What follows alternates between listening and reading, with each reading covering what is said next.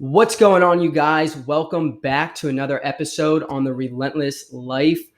My name is Chance Galloway, your host of this show, and today with me is Mr. Mark Metry, who is a 23-year-old published author, has been featured in Forbes, is a TEDx speaker, has a podcast with over 500 episodes that have been viewed over 50 million times. These are just a few accolades to Mark's name, few things that he's done in his young career. There's so much to come for Mr. Mark Metry. I'm honored to have him on today with me. Mark, welcome to the show. I'm excited to extract some answers today, man. Chance, thank you so much for inviting me, man. And it's been great to see also what you're building as well, man. And it's great to have like-minded people together. It is, man. It is, and that's exactly what we're here on The Relentless Life. And I know your movement is quite a bit bigger than mine and what I got going on. And that's kind of what we were just talking about before, I hit record, but it's not so much about that. And, I look up to somebody like you. We're the same. You're actually a little bit younger than me. That just goes to show you that age is not a number. So I'm very excited to learn from you. I'm very excited to, as I said before, extract some information, some knowledge from you, your background, what you've been through, what you've had to overcome, that in my opinion deems you as relentless. That's why I thought you were the perfect guest for this show. So let's start off by giving a full debriefing of who you are and what you represent. Yeah, totally, man. I mean, I'm so relentless today, but just like everything, it didn't start off that way. And for me, I do so many different things, but really the way that I describe it is, I today do for a living every single day, proudly and purposefully, what I genuinely try to avoid for mostly my entire life. And, really what I'm talking about is like, for every single day of my life, I woke up and I was just like, I don't want to show up to the world. I want to hide from the world. I don't want anybody to know who I am. I don't want anyone to know my story. And today, for a living, whether it's through my podcast or speaking or books or being an entrepreneur or being an advisor, that's like all I do. And so it's just kind of funny the way that kind of like works out. Sure. And yeah, I mean, I can talk more about like my, like how I started off and stuff. But that's what I want to hear. I want to hear where. So obviously you're an immigrant, right? So my parents are immigrants. They came here and then I was born. Okay. So I just made it. You're a son of immigrants, right. So talk a little bit about that. I'm sure you have heard some stories from your parents. First of all, where are your parents from? Egypt. They're from Egypt. That's cool, man. I don't think I know anybody from Egypt. That is a very unique descent, The ancient Egyptians, man. Yeah, man. The pyramids. Yeah, human history, man. A lot of stuff. So I'm sure they have some like crazy story. I have some crazy stories. Well, I'm sure you do. I'm sure they do too. No, absolutely. But just coming here, I mean, obviously you weren't even born yet, but have you heard of like anything that was kind of remarkable of like them coming here, like the hurdles they had to overcome? I'm asking you this, I'm thinking about Rani Gupta, Ford's first female engineer. I interviewed her, I think it was episode 28, and she shared her story over an hour and a half, and it like almost brought me to tears just hearing what she went through to get to the States. And then when she got here and was working for Ford, and all the ridicule that she got for not only being female, but somebody that was not of American descent. So I guess you can go into, Yeah, man, it's a crazy journey. Yeah, man, it's a crazy journey, and I love learning about people's journeys too. And yeah, I mean, I think the biggest thing that I think about personally is, when my parents came here, it was like 1995, 1996. And so no cell phones really. Right. And so I just like imagine like you growing up in a certain country, Egypt, like with your friends, your family, this language, this like culture, this way of life. Sure. And then you're just like, screw it. Like we're We're gonna take a shot and we're just gonna like try to do this. And I have an older sister and she was born at the time. And okay. it's just like, let's just like go to like America and in hopes of like giving our kids better lives. Um, and so, yeah, I mean, they put in a lot of sacrifice for sure. And when they came here and when I was born, I mean, I remember the first few years when we lived in America, we were just straight up Mm, living in the hood.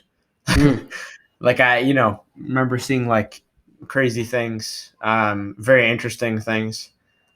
Um, and yeah, for me, like when I think about my life, like there's all kinds of things that immigrants go through. sure. Whether it's struggling financially, uh, working all the time, um, any kind of like discrimination, racism, ridicule, all those things. And for me, when I look back, as like the most impactful sort of time, like in my life, is I remember we were sort of living in the inner city with my Yeah. family, and as my parents got better jobs, we moved out to like a small town.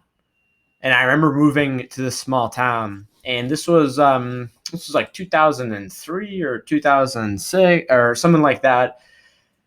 And so like in America, this was like post 9/11, right? And so a lot of things changed. And so basically, I remember being like this kid who just like showed up in this very small town of like 5, 6, 7,000 people, and really it was maybe like myself and maybe like a couple other families in the entire town that looked different compared to everybody else. And I remember sort of moving into this new school and really for the first time in my life, just like facing, discrimination, racism, bullying, abuse, just like random Mm, people. And when I look back at that now, that was really sort of the seed and sort of like the environment, I guess, for really what then began the next 10 years of my life, which mm, was just every single day experiencing like very extreme social anxiety. And I just like became that kid who just like had no friends and who just like sat in the back, never spoke up, was always alone, never played any sports, never just did right. anything really. And so that was my life for a long time. Um, it feels like an entire lifetime, honestly. I bet. But then eventually, when I was 18, I just hit like a new low where I basically like my lifelong social anxiety that I always had turned into like social isolation, Mm, and I just got super depressed and I just couldn't go to sleep at night and I couldn't wake up in the morning. I became overweight. I became obese. And there was even a time where I was just like, I'm just going to end my life. And I was like suicidal for about like a month. And so, yeah, man, I mean, it was eventually like through that process in which I just like slowly started to, crawl out I of don't know, that dark hole. crawl Yeah. out, be Yeah. Yeah. awakened, start Uh-huh. understanding that there's a totally different side of life. And then like, becoming successful in a different Yeah. kind of way and all that Yeah. stuff. No, man, I love that's why I wanted you to get onto my show because I am in love with your story and I'm in love with how you overcame everything, like the obesity, the racial profiling. It's incredible, and the reason why I started this movement was for people like your 18-year-old self. That's why I'm doing what I'm doing. And I would really like it if we could make the majority, and that's why I prepared most of my questions in the way that I did about mental health and mental awareness, because this is also something that I have struggled with, that I still struggle with. And it might look pretty from the outside that Chance has it all together. And I even said that in a recent live on Instagram that I don't have it all together. And I'm sure you still don't have it all together, and we never will. But that's the beautiful part about what people like you and I do is to help people realize that, to identify with that. that there is somebody in there. There's another life to discover. And, you know, I wanted to applaud you for changing the narrative of your podcast from Humans 2.0. Not that there was anything wrong with it, because you did a freaking awesome job with that show with the 500 plus episodes, but the direction and the niche now that you're in and that you have taken with the Social Anxiety Society, which, by the way, is so damn catchy. I love it. But I think that it's the perfect niche for you, Mark, and you are going to reach a lot of people. I already have many friends, many acquaintances, coworkers, people that follow me, that I am going to push them in your direction, because now that is your, like, you're doing those 10, 15-minute videos. And for some people, an hour podcast is just too much. They don't have the attention span for that. That's how I used to be, right? They don't want to hear Chance or Mark go on and on and on for 2 hours, right? But I think that's perfect, creating 10, 15-minute videos for people just like that. And let's dive right into that. I know we kind of brushed the surface here with social anxiety, but let's start by defining what social anxiety is. Let's start with that. Yeah, social anxiety is basically it's basically like this, almost like this permanent perception, like your default mode, where basically your brain is always operating under the circumstance of, you feel like if you don't try like really hard or sort of compensate like as to who you naturally are, then people are going to judge you and mock you. And so like that's like the conceptual definition, but in terms of like what that actually means is, for some people that have social anxiety aren't necessarily shy, but a lot of them are. But basically what that means is, like, when it comes to people, social situations, you try to talk to someone, you try to say something, you try to think of something to socially interact with someone, and then next thing you know, your brain just like starts overthinking, you freeze, your throat clenches, you can't speak, or maybe you stutter, your throat starts to like get tight, you start to tap your legs, you start feeling heat, you start feeling like, hot flashes on your forehead, your armpits, your palms. And then you just like sort of either walk away awkwardly or you just don't talk. And then on the inside, what happens is you're going through like this entire mental dialogue of like, what's wrong with me? Why can't I talk to people? I'm always going to be like this. I suck. And then you're like, you know what? Let me try harder. And then the next day you try it again, and the same pattern happens. And the same pattern happens. And the same pattern happens. And then you start building all this stress and this pain. And then next thing you know, you start to alter your life. You're like, you know what? I'm just going to not talk to people anymore. Or I'm just going to, stop going to this sport or this club or something like that. And so, yeah, I mean, it's also why, like, for example, Harvard did a meta-analysis study, and they found that social anxiety, out of all the mental health issues, has the highest correlation with social isolation, substance abuse, and suicide. And a lot of times that's because when you have social anxiety, it's hard enough for like the average person to speak about their mental health, but it's like 100 times, 1,000 times harder for someone in that same situation who also has social anxiety, which is a mental health condition that makes someone believe that they can just never be themselves. And if they do, then they're just going to get shut down at not just like at a level of like being nervous about it, but like at a biological level. And next thing you know, a lot of the times the onset of this begins around 9, 10, 11, and someone doesn't get the help they need. They don't, they don't talk to anybody about it. And then what happens is 10 years pass, and then now they have more serious issues. Right. And hopefully they get help, or else, unfortunately, that's why they suicide happens. Yeah, suicide or substance abuse or social isolation, or they just end up working a career that they don't really want to work for the rest of their lives because they're not doing what they want to do, because everything you want to do has to do with interacting with people. And so a lot of times they'll purposefully but not really want to put themselves in just like a career that isn't really something they want to do, just so that they don't have to talk to people or be Right. the face of that. It's very brutal. It is. Now, I want to hear a little bit about, now you did talk about it, a little bit about your experience with social anxiety, just a bit deeper so the listeners can get an idea of your perspective. And you obviously speak with a lot of confidence. And for those of the people that are just listening and that don't know you, you sound confident. You sound like you have it all under control. But I think it would be much more valuable if they knew actually that state of mind in which you were at 18 years old, 19 years old, and now you're only 23. So that's a pretty quick turnaround for most people.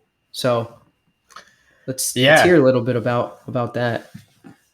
Yeah, for sure. And honestly, I'm still not confident in every single moment of every single day. Sure. You know what I mean? Yeah. And yeah, and definitely last year was definitely an interesting year. Definitely had a lot of not so great moments for sure. But it's just like I take this so seriously. Like I feel like for me, one of the biggest reasons as to how I was able to bounce back quickly, better than ever, transformed is like I was like, again, I don't wish the sort of like rock bottom state that I was in on anybody. But also when you are at that level, you are just hit with like so much pain that eventually, like in your head, you just realize that you don't have a choice. And you're like, I'm either going to like do this every single day, Right. or I'm going to become a statistic. And so, for me, it's like I don't like. I think a lot of people, they listen to podcasts, they hear about this, and the way that they treat it is like a hobby. They treat it like their life and their state of mind as like a side hustle. And yeah, I mean, if your life isn't that bad, like yeah, maybe you don't got to put too much work in. But for someone like me, dude, I literally needed so much help, and that's why I had to take this so seriously, like every single day.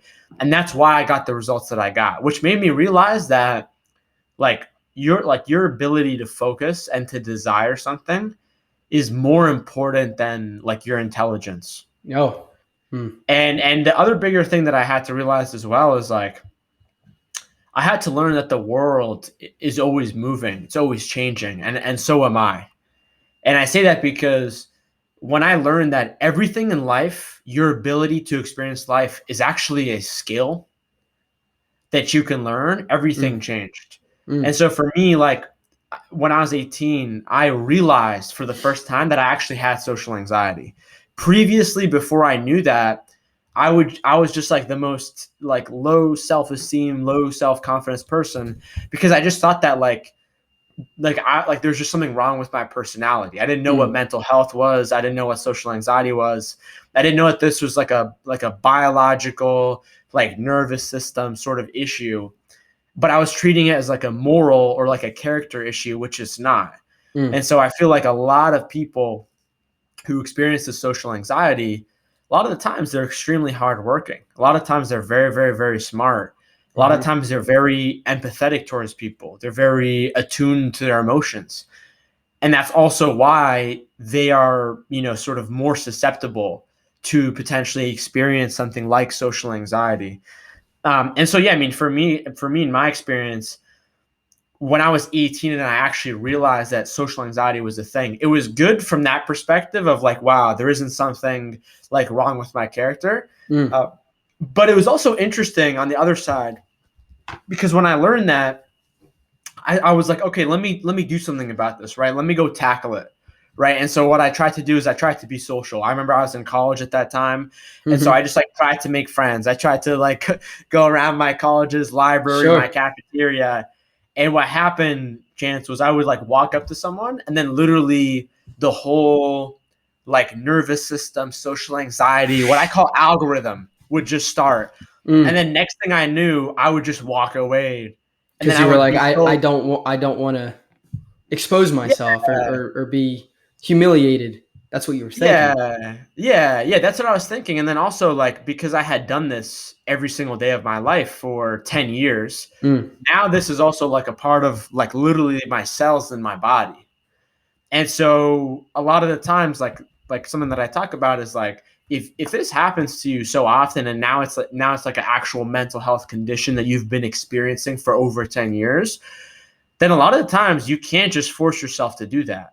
And so basically I would just see myself go through the same pattern, even though I wanted to, but I just couldn't do it. And so what happened as a result of that is I just got more depressed. I was like, wow, I'm always going to be like this. No matter what I do, I'm just going to be stuck like this. And so when that thinking started, then, a lot of sort of like my depression, a lot of like I started to eat my emotions away. I started to drink too much alcohol, do too many drugs, watch too much Netflix, watch too much porn, play too many video games. I just wanted all to toxicity, all toxic things. Yeah. Yeah. Yeah. And so eventually it led me to a point where I just couldn't fall asleep at night.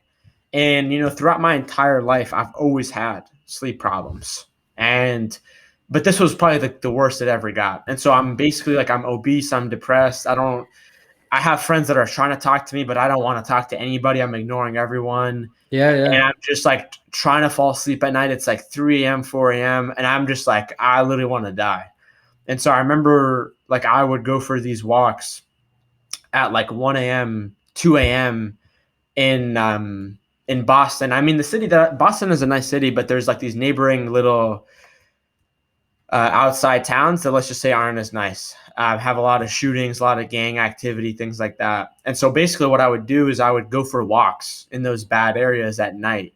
And I would just like fantasize and just like hope that someone will walk up to me and just end my life, just kill me, just so I could not deal with it.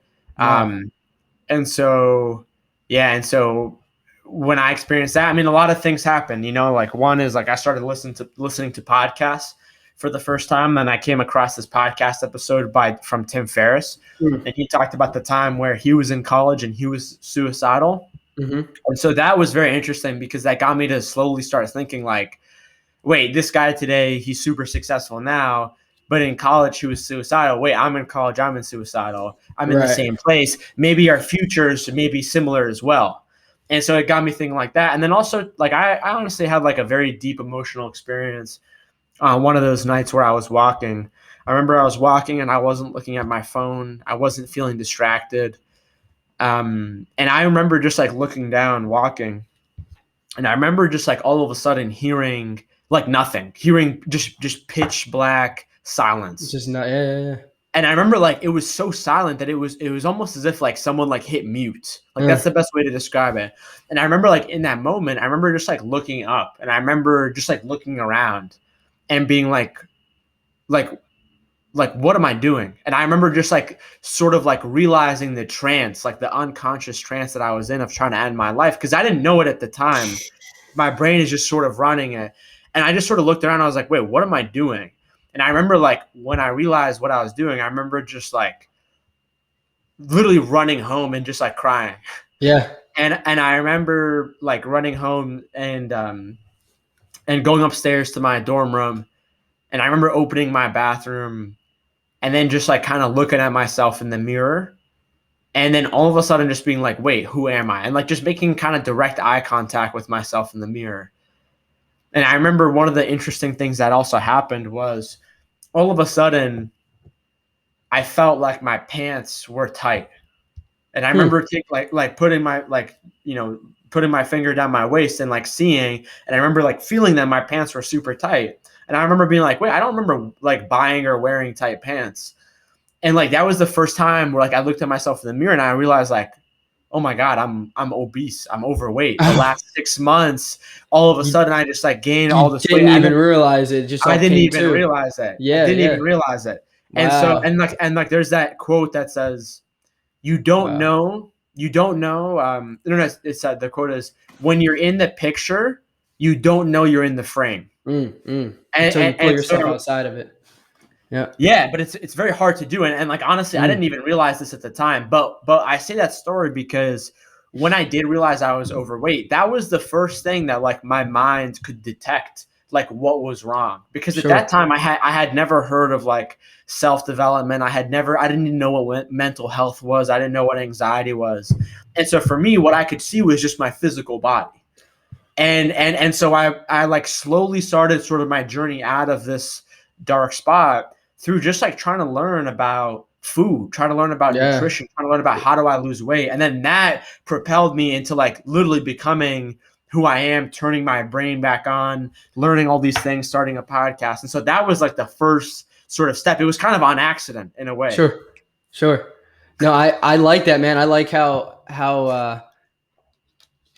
the way you explained it, it was a physical thing that you could visually see in front of you. I feel like most of your mental health and social anxiety, like it's all in your head, and you can't see what's going on inside of your brain. You can't see through all the traffic, through all the noise, you know? Yeah. And I'm a visual learner, and I know a lot of my listeners are visual as well. A lot of people are visual. And when you had explained, you looked down at your pants and you were like, why are these so tight? You didn't realize it because for the last 6 months you were so lost in a trance in, you had no idea what was going on around you. You were so miserable. And that's just pretty crazy that your mind can be that distracted that you don't even realize that, oh my God, I put on 20, 30, 40, 50 pounds, as an example. So that's pretty remarkable, man. For sure. That you were able to notice. Yeah, for sure. And I think I had put on like 75, 80 pounds, which was crazy. That is, man. Holy. And what's also crazy too is that depending on your environment, depending on who's around you, like what I've learned is that your mind can normalize anything. And I remember I had a friend of mine who actually was born and like he spent his childhood in a communist country before it collapsed. And he literally told me that he had no idea he was in communism. And he was like, "Oh, I just thought that because he was there." I just thought that you like when you went to the grocery store, I thought that it was always empty and like you could only go in a certain time in the morning before everyone else and all this stuff." And then he was like, "Yeah, that's what I've learned. Like the mind has the incredible power to normalize anything." And like what happens is like all of a sudden, like that's you're deep, a kid, bro. You're a kid, you face some sort of experience, something that changes you forever. And the next thing you know, you just have the same feelings. You have the same feelings. You have the same feelings. You have the same feelings. You go to the same school. You see the same people around you. Next thing you know, your life literally just becomes like frozen in like a block and it's static and you feel like you can't change anything because you're not even sort of there. And so that's like, again, in my book, I talk about, I'm like, the human mind is the worst prison to be locked inside of because you don't know where the jail cell begins and ends.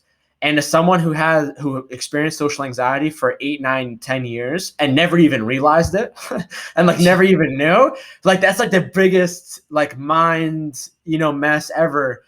And so that's why I think like, and like for me, for example, like in my book, it's called Screw Being Shy. Yeah. Right. So people hear the word shy. That's like societally acceptable. People hear the word introvert. People hear the word, be yourself. Right. And so like I try to use some of these, sort of words to of show people this deeper idea of like social anxiety that kind of like impacts a certain percentage of the population, but then everyone is impacted by mental health, whether you have experienced a mental health issue or you probably will in the future, or you have a loved one who's experienced some sort of a mental health issue. And like the biggest thing too that I want to say is like there's a lot of people who, especially young people, you maybe have a goal, maybe you don't, but you just sort of like get up every day and you're just like trying to do something, whether it's school, whether it's work, and you're just like trying your best. You're trying to figure it out. You're trying to go as you move, as you go along. And I think a lot of the times, like, especially when you're young, you have like your brain and your body and your mind, they're trying to like protect you more from the sense of like, we know that from ages 0 to 18, if you look at someone's like brain scans, your brain is like literally pumping you with so many different like neurotransmitters just to like get you through childhood and get you through like this whole like childhood development experience. Growth. And then what happens is after 18, there's just like a natural decline of your brain shifting into sort of an adult brain, which there's less dopamine, there's less serotonin, there's less of these neurotransmitters to sort of pump you through that childhood life of just, you keep going. And even if you are in a miserable environment, your mind just sort of like normalizes it and you just sort of like go along. And I think a lot of times, like you're 20, you're 24, you don't really have any problems, but then all of a sudden, maybe something happens, a big stress happens, And then all of a sudden life just feels completely different in a way that you've never experienced it before, in a not so positive way, and you don't know what to do. Yeah. And like that's when like your mental health, and like that's when, you know, sort of the habits, the preventative things that you can do. And I mean, it's interesting because they've done studies and they show that like dementia, Alzheimer's, the sort of physical brain degenerative diseases that impact you when you're usually older, impacts millions of people in the US, and the rates are growing. They've shown that like one of the biggest factors is like that starts in your 20s. And like, for example, one of the biggest factors is like doing heavy drinking. So like heavy drinking in your 20s literally impacts your life, especially if you don't take charge of your health. Then you're 65, and then all of a sudden your brain has been heavily inflamed, heavily damaged. And like maybe it's too late for you. I hate to say it's too late. I don't think it's too late for anyone, but for some people it is, you know. And so for me, it's just like trying to put out this message of like, if you do this proactively, life is going to reward you. Like it's going to be less pain overall. You know, you're gonna be better off. It's gonna be easier. The earlier you start, the easier it is, generally speaking. And so, yeah, man, I mean, I think everyone in this country and in the world just needs to have an honest conversation about, you know, how mental health kind of fits into their life, practically, realistically thinking. But it's also a hard conversation because a lot of people have experienced different struggles with it, whether it's them or their family. And like nobody really talks about it, you know, due to cultural, religious aspects. There's so many sort of factors that go into sort of what compels someone to share and talk. Right. But when we as a society don't share or talk about anything, and there's a natural stigma, and especially like as humans, is like like you said, we can't see our brain. And so with our brain mental health, there's going to be an even bigger stigma just because we can't see it, you know? So it's an interesting conversation. Extremely interesting conversation. And there's a few things I want to touch on based on what you just said. It's like I'm trying to grab all these thoughts. I'm like, I want to respond to this, I want to respond to that, which I think is totally normal. But one of those things being, I'm a personal trainer. I've been a trainer for the last 6 years. So I deal with the physical attributes of physical fitness, of getting the body moving, putting a joint through motion, because a healthy body is a healthy mind. But what I don't address, and I'm not certified in, is the mind. And that kind of just clicked for me. I'm a huge advocate for mental health. I'm huge on meditation, on mindfulness practices, you know, breathing exercises, daily gratification in my journal. And I try to tell other people, you know, to get them doing that as well, that it can help them better prepare themselves to live a better life. Now, the one thing that just kind of clicked with me here is you have that other aspect. You're practicing that other aspect, which in my opinion is actually more important. Now, they obviously go hand in hand, your physical well-being, your physical health, and then your mental health. But if you're not good up top, you know, everything underneath, we're connected by our spine, by our brain to spine connection. And it's, you know, if that's compromised, your body is going to suffer because of it. Yeah. So go ahead. Yeah, I mean, I love what you're saying. And I mean, if someone walked up to me and they're like, yo, how do I take care of my mind in the most like sustainable, long-term, healthy way that's not guaranteed, but is proven based on like the most amount of data? I would say eat healthy and only eat healthy.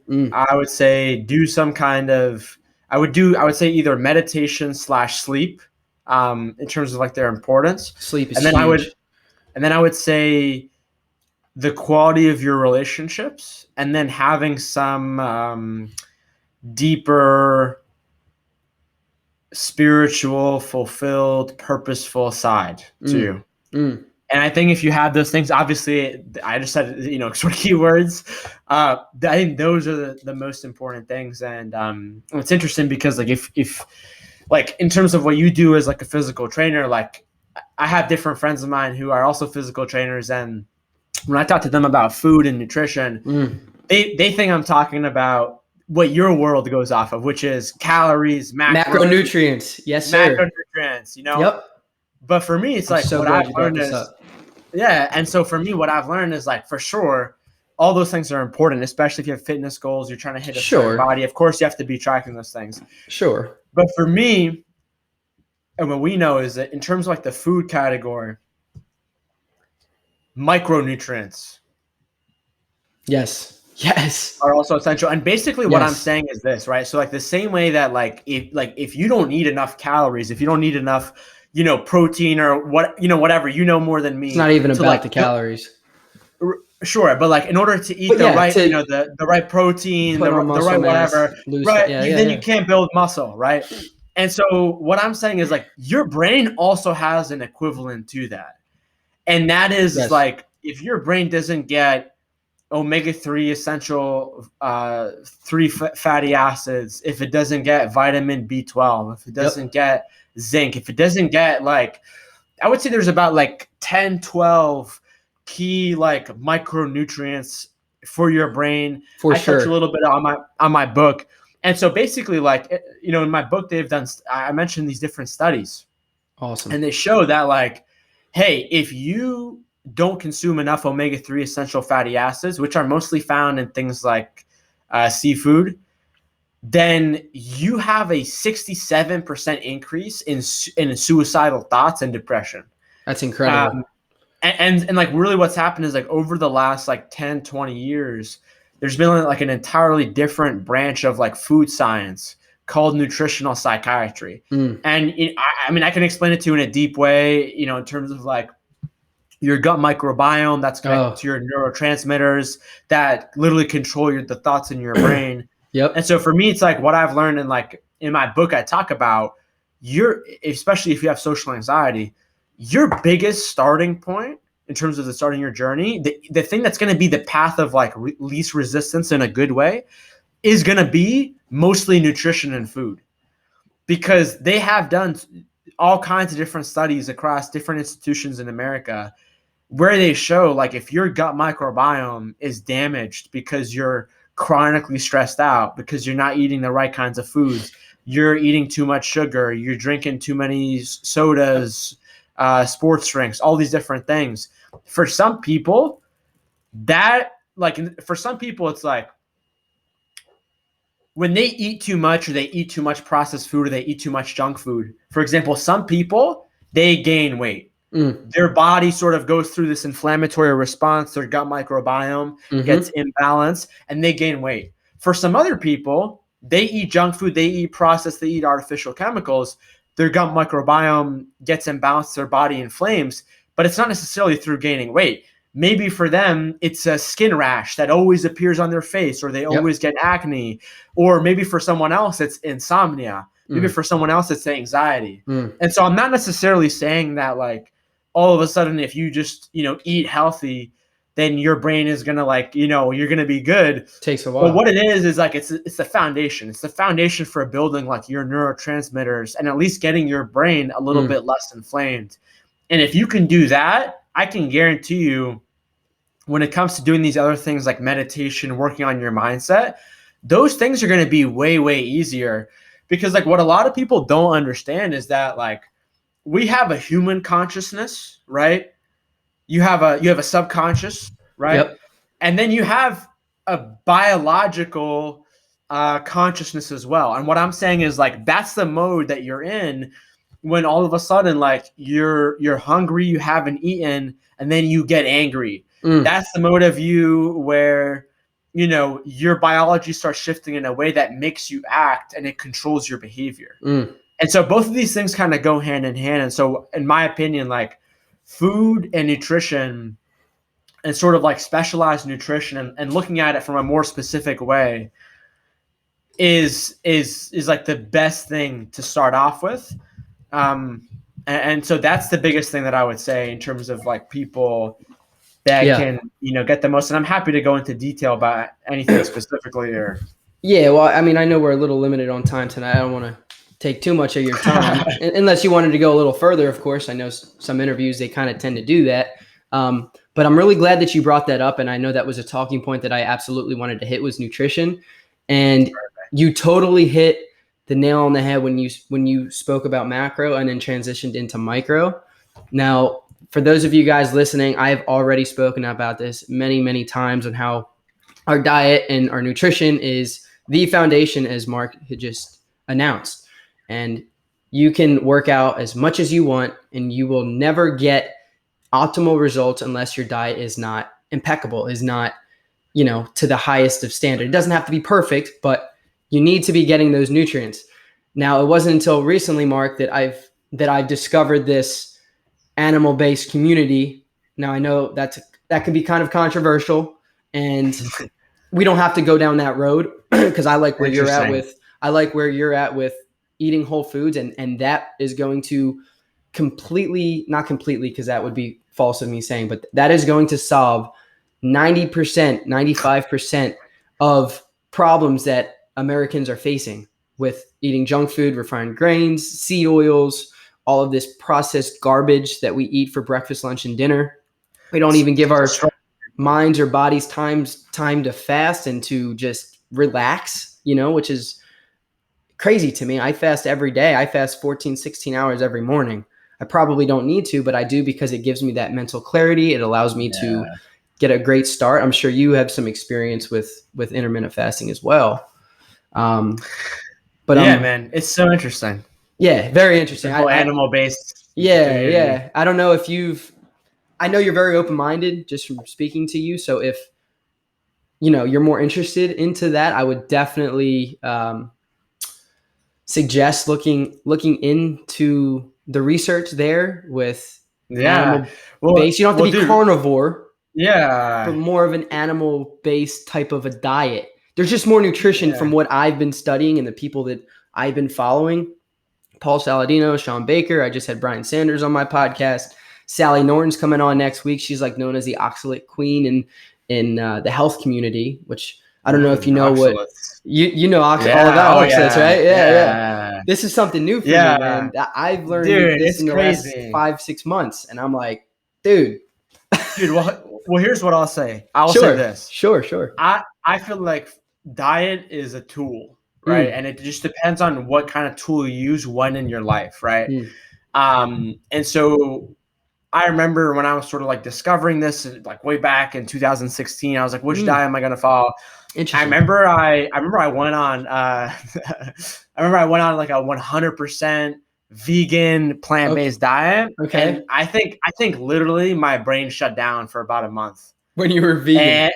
And what I would say is this is like, I think that number one is there's no such thing as a universal healthy diet. I don't believe that people should go plant-based or keto. It's literally it's entirely based on your gut microbiome. It's entirely based on your lifestyle. But we can't say that the one universal is people have got to eat whole foods. Like nobody's made to eat processed foods. And like the thing is like you can be ripped and eat processed foods. Like that's not really the matter, but it's like you take a look behind the person's brain. Is your brain ripped, right? And so that personally for me is what I'm interested in. So there's a study in my book that I talk about. And I basically say this, they mentioned there's like this study, they did it took hundreds of thousands of vegetarians, vegans, plant-based, those three groups. And they basically found that you have a much increased risk of depression and anxiety if you don't consume any animal foods. And so honestly, what I have learned is that I honestly like, and again, I think that you can be plant-based and you can supplement the right way and you could be healthy. But I honestly think that like, and to be honest with you, I don't necessarily agree with like going 100% carnivore either. But what I will say is like, it honestly kind of bothers me when I see people. And again, if you're plant-based or if you're vegan, I have no problem against you. You can do it. My sister's vegan, and so honestly, what I would say is like, I honestly wish that people could look behind the ramifications of the advice that they give for their diet. Because honestly, like to be honest with you, there are so many foods that are animals that I would consider like mental health superfoods that I would consider it extremely difficult. And I think the other issue too is like now, like, you know, the health and wellness industry like goes through like these trends, right? Of like all of a sudden all the attention is on this. Now McDonald's and everyone's making a plant-based, you know, burger and this and that. And I think the worst part about that is like when people are put in certain restrictive diets, especially a diet like being vegan and plant-based. Again, if you're doing this, I have nothing against you. I think you could do it in a healthy way. You just have to be very specific. But what happens is, like, when you tell people, millions of people like that, they're not eating more, like spinach or health or vegetables. What they're probably eating is just more processed foods, because more processed foods are plant-based. That's vegan. Yeah, plant-based. Right. And so I think that is the biggest issue. And so, again, I don't have any problem if you're a vegan, plant-based. There's a way to do it and be healthy. It's very hard, though. But honestly, like for someone being like in the mental health space, I think it's extremely irresponsible for people to just say like, oh, you should be on a 100% plant-based diet. Because honestly, like that's not how science works. That's not how the amino acids in your brain work. That's not how mental health works. And so what I recommend is, I think going like half and half, or at least focusing on like the most important animal products, which is different for everybody. But generally speaking, in my opinion, and according to a lot of the science, that is seafood, eggs, red meat, things like beef liver. I think that those are the most like nutritious things that you could be eating, like seafood, eggs, and then red meat. I think those are the best things that will give you the best bang for your buck. Yeah, no, absolutely, man. And the one thing with seafood so obviously this is newer to me, but it makes sense, and that's why I'm kind of adopting these principles. I actually just got on this guy Paul Saladino. He's known as a carnivore MD. You know Paul Saladino, I'm sure, right? Yeah. I don't know him personally, but I know I've listened to him. He's all over. Yeah. He's the face of the carnivore community right now. And he's got this company, Heart and Soil Supplements. I just ordered my first batch last month. And I'm on the, beef organs. There's kidney, there's heart, spleen, pancreas, liver. Excellent. All great, rich sources of animal-based nutrition. And the way I look at it is very simple. And I'm sure you're well aware of this as well, because you had mentioned that you know all about oxalates and I'm sure other plant toxins like lectins and polyphenols. And I think that's a great starting point for most people. But since you're in the realm of wanting to almost kind of perfect. Right. This is the expertise, right? Yeah. This is the next level. And that's where I'm at, because I've been looking at nutrition labels since the time I was 10 years old, when I found out I was severely allergic to nuts. I had an almost deadly reaction in 10th grade. I was eating nutty peanut butter, started to not feel good. I was vomiting profusely. I was rushed to the nurse's office. I didn't know what the hell was going on. They called 911, rushed me to the hospital. I'm covered in hives, head to toe. I look like a freaking alien. And they found out that I was allergic to peanuts and all nuts. And since that day, 14 years ago, when I was 10 years old, I had to read the ingredients in everything that I ate. And just above the ingredients are the nutrition facts. So that's when I got obsessed with protein, fats, carbs, and that was instilled in my mind since the time I was young. And then recently, the last few years, it transitioned more to, well, not a few years, but really 6 to 8 years ago, transitioned to that micro phase of making sure we're getting our right vitamins and minerals, So it just makes more sense to me, the animal. Avoid the toxins and consume the most nutrient dense foods. Now there's a lot of nutrients in plants, but those nutrients could be the precursor. Take carrots versus say like liver, retinol versus. Right. You never know. You've heard all of this that I'm right. No, but here's for sure. But what I would tell you is this, man, if you want to get specific about it, first off, number one is like, there are, generally speaking, certain plants, certain vegetables that, generally speaking, very few people have. There's not a lot of natural toxins in them. A lot of people are less allergic to them. Like certain of them is like lettuce, for example. There's different things like that. But here's what I would say: if you want to get specific about it, you can actually. I don't know if you've heard of this thing called Viome. But basically what you can do is you can get your gut microbiome tested through a fecal test and through a blood test. And basically like what it'll show you is like it'll test your bacteria, and it will literally specifically tell you what you should be eating and what you shouldn't be eating. And so for example, like when I did it, it told me for a certain period, it was like, hey, Mark, you should not eat almonds because almonds are high in this thing called phytic acid, and you have a lot of that in your gut. And the issue with that is when you are sort of consuming that, that's actually preventing your body from consuming the other nutrients from your other foods. And there was like some other things too. Like for example, like the other thing too, and I actually can show you this. Like for example, Yeah, I would love it, man. Like you look at it, and then you can sort of like look through all Your my screen's a little foods. It's hard to see. Your screen's a little blurry. I don't know if it's. There you go. So so it shows me my superfoods, which is like avocados. There's some apples. There is lamb. There's Nice. eggs. There's salmon. There's sweet potatoes. There's turkey. Yeah. There's mushrooms. And then, This for is example, all there's different. whole. Yeah, all whole foods. And then there's Yeah. different categories where it tells me like, hey, you should enjoy this, but you should also, Moderate potentially it maybe. moderate. And there's ones that Yeah. say like, hey, you shouldn't eat this. And so, for example, like what I found is like there's different plant viruses that sometimes can go in your gut microbiome. And so, for example, I know my family, like they have this thing called the pepper virus. And then I have one called the blueberry virus, which sucks. But basically it's called the blueberry shock virus. And so they basically tell you, they're like, we may think that when you eat blueberries, it triggers this virus that exists in your gut microbiome, and viruses are always going to exist in your body. You can't delete them, but there's certain elements that can trigger them.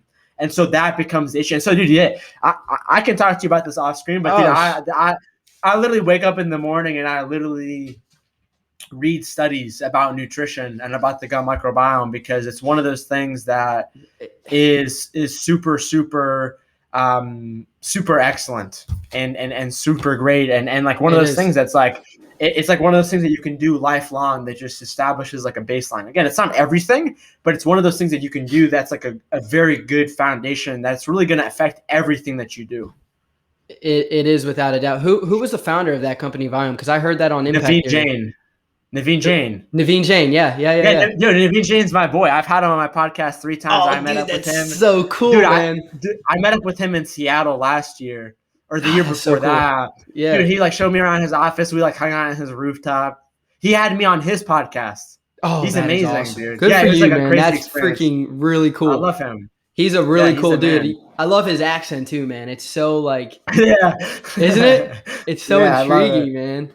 Oh, I got to rewatch that episode. You had him on your show. I got to watch that episode. I had him on my show like 3 times. Dude, that's so cool. How did you get him on? You just building a relationship with him online, and you just reached out to him? First time I emailed him, didn't respond. Second time I emailed him, he responded. Cool, man. Cool. Sometimes it takes more than once, even 2 times. You know, you have to keep almost many times. Many times, dude. At Paul Saladino, I reached out to him 4 times, and he still hasn't.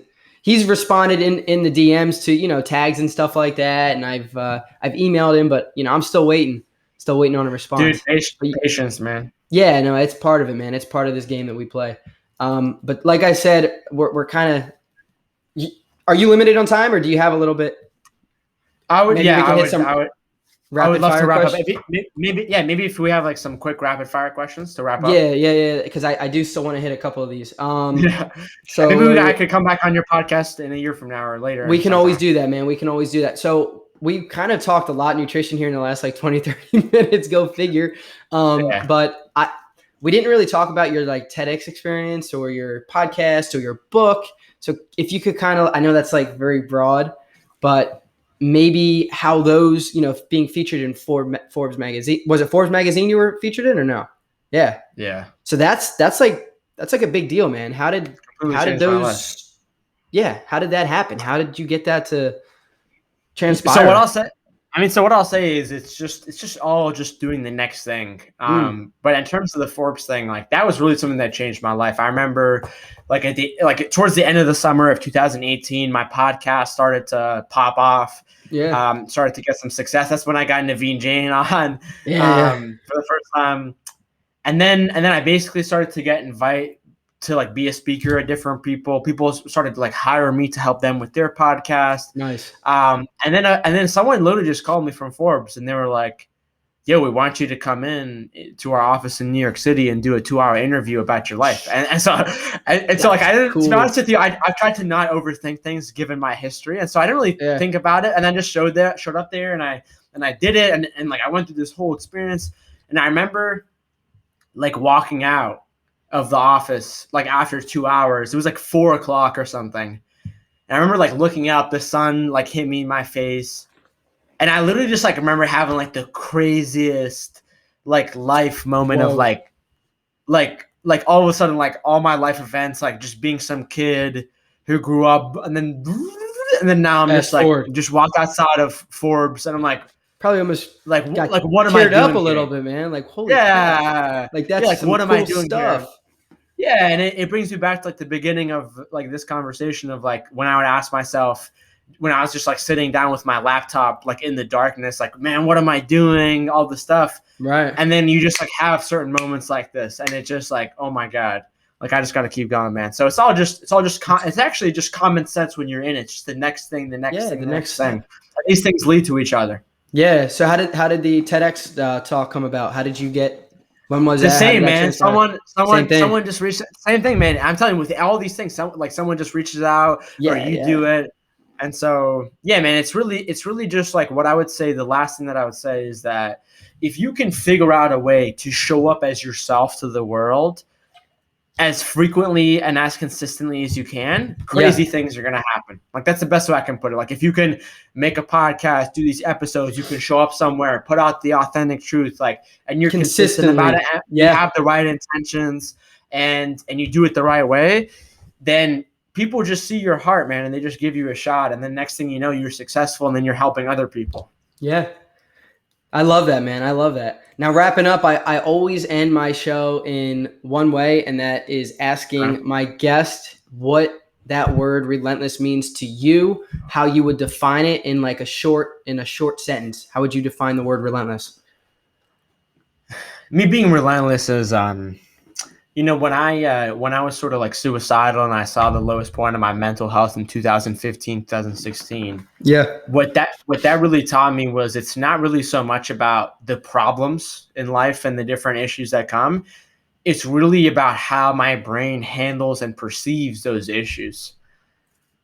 And so what I mean to say is like, eventually I just got to this point where it's like, yo, literally worst case scenario, like even if my own brain is against me, I'm never going to give up. Like literally worst case scenario in my life. If every single person is against me, I don't have a family, no friends, my brain is against me, I'm still going to find a way out.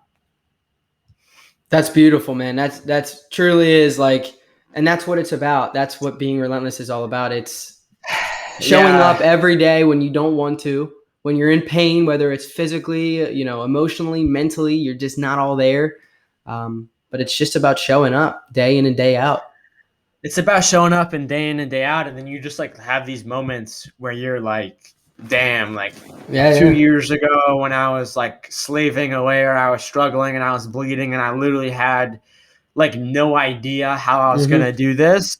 And then you think like to where you are today and you're like, wow, I did it. And of course it's easy to say that like after you go through it, like someone like me. Yeah. But honestly, it's like, yo, I was literally I was the least talented, least smart, least, fast thinking. And like, I was the least everything, man. and somehow I was able to find a way to do this. And so if I was able to do it, man, everyone can. Yeah. Yeah. I feel like you hear that about so many different people who actually make it in this world. They came from a position of everyone. They're all the real ones. The real ones. There's a lot of fake ones. There are that were maybe handed it or fell into a position of power or money. But no, man, hats off to you for everything you've accomplished in your young life. It's I'm excited. I'm excited to see what you're going to do. So. Is there anything that you wanted to add before we close out here? I will ask you where the listeners of The Relentless Life can find you, if you want to answer that. Yeah, I mean, just Google my name, Mark Metry. But what I would say to you is, I say let's do this podcast again in a year. Let's do it April 28th, 2022. I would love that, man. I would love that. Get in the calendar. I'm being dead serious. Let's do it. Seriously, man, I would love it. Mark, it's I been appreciate you, man. I appreciate you. It's been a pleasure, and until next year, April 28th, 2022. Thanks, bro. Woo! Woo!